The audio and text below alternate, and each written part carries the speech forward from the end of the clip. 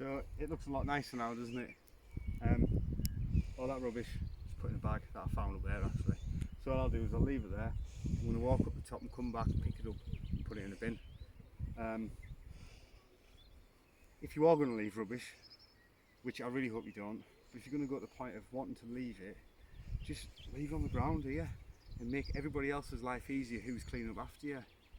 When you throw it in the bushes, you're not helping anybody, definitely not birds and bees, definitely not the people who want to pick it out, especially the people who don't think and cut their hands a lot. There's stuff under there that I'm not going to be able to get to until I've trimmed it back or with a litter picker. But there's also maybe some fox cubs going to go under there and maybe rip that can open and cut themselves on and potentially die. There's badgers that could run through there and cut the foot, and then that can't feed its younger ones, so then it might have a lasting effect. There's a massive run through there, so where you've been throwing your rubbish, 100% there's a run through there, and I would put money on being a badger, or definitely rabbits.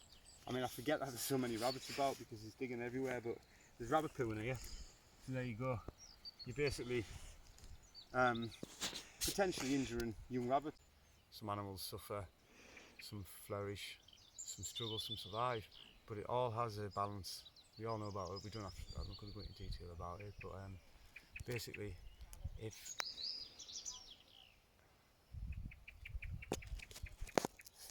looking nice, isn't it? Oh, it's fabulous, isn't it? Have you been down here yet? I've been right. We just come right the way through that way. It's so good, isn't it? Oh, it looks beautiful. It's a bit muddy down there. Where at? On the other side? Yeah. I know exactly where you mean. And, Yeah. kids fell in it. Oh, sorry. I'm going to put a boardwalk over that because I think it needs to be buried there.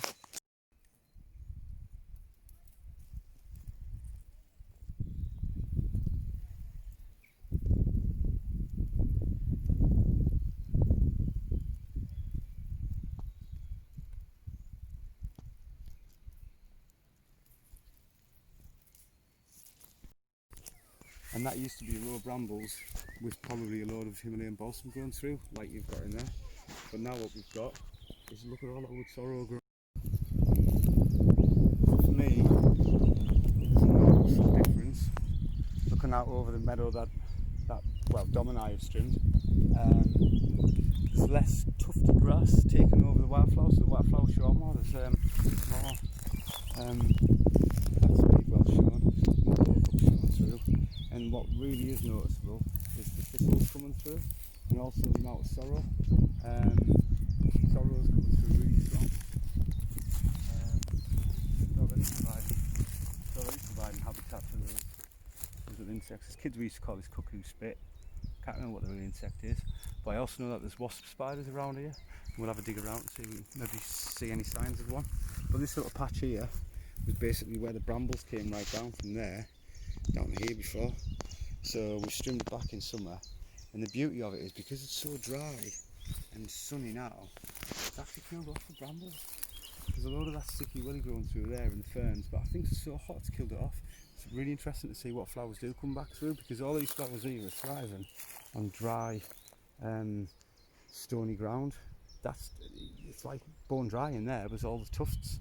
Where before, when the brambles were here, these would have probably kept the moisture in, especially from the river. There was a lot more green that was right away down the riverbank, and because it kept more moist, that's why you've got all these independent flowers. Basically the same as what it is on the other side, but because it's close to the river, it might be a bit more moist there. But that's good that it's dry, because you can see the Himalayan balsam's actually struggling to grow through now, which is really interesting.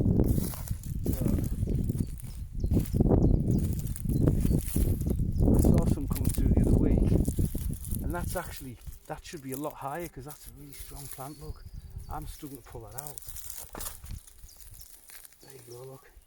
That is quite a thick stem, so it should be up here somewhere. But what's happened, which is good, is they're dying off. So this is better conditions for it. It's shaded, as it would have been up there last year. The ground's a lot damper because it's not far from the riverbank, and it's getting a chance to, there you go, it's starting a bit more brittle now, like where the ones up there have died off. So it's really interesting how we can manage it without having to use any form of spraying. So if you are coming, and you can definitely ID that it is Himalayan balsam. I'd wear some gloves, get your make sure you've got your hand sanitizer afterwards, and these little areas that you can see it shooting up, 100% make sure it's Himalayan balsam. If you're not sure, ask me, get in touch, and just, I usually just say I'm going to do that little circle. So if you come over here, you can see we've got all these old wildflowers growing through that the Himalayan balsam would have took over, but because we're pulling it out, we're stopping it. So feel free, it's really easy to pull. Make sure you pull it by the roots, so it'll just keep growing, and as long as we pull it out before it seeds, then we can stop the spread. So I'm just going to get this, that's not Himalayan balsam, that is red campion. So yeah, keep pulling it. That looks like it could be a foxglove coming through there, look, which would have definitely got out-competed by the, and because we're pulling the plant out young as well, we're actually stopping it getting to that dangerous phase of seeding.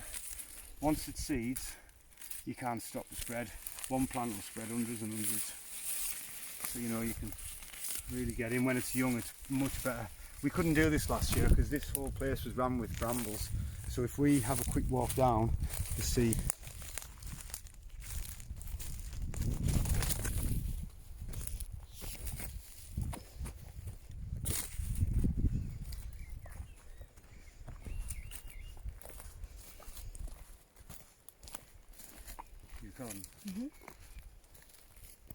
you can see that ash there, potentially suffering from dieback, but doesn't seem to be causing any issues for anybody.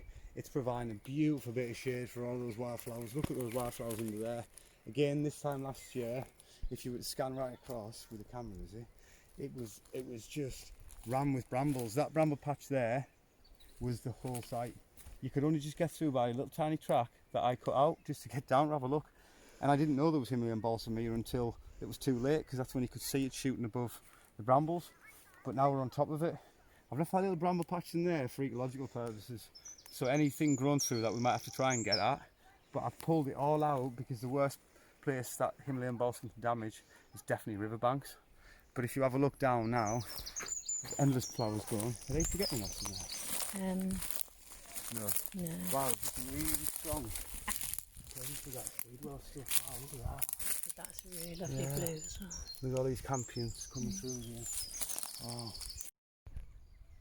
You can see there on the river bank there's a mass swarm of midges, of flies, which would be perfect feeding for dragonflies. And when you look down into the river, the water's so clean. Again, I have to do a lot of research into what's down there, but we can see fish. There's trout in here. I'm not sure if it's brown or river trout. Birds, we've got kingfishers, dippers, we've also got grey wagtails, maybe yellow wagtails, I'm not sure. There's all sorts of marine sort of aquatic life there. If you scan across, what used to be brambles, just swamped with Himalayan balsam, is now a wildflower meadow, segregated into independent trees. The elders are looking brilliant. This ash is looking like it's got its best chance if it's got dieback. The buttercups at the ground level. Just come and enjoy it. Come and enjoy it and love it. But don't litter. I think that's about it. And you know, don't chuck stuff in the water. I mean, if you bring your dog down here, like I say, brilliant spot for a dog, but you know, a few throws and then move on maybe. I would have thought dogs constantly down there, it's just going to, again, same issue as the Dobers. But I can't believe how beautiful it is over here. I'm amazed.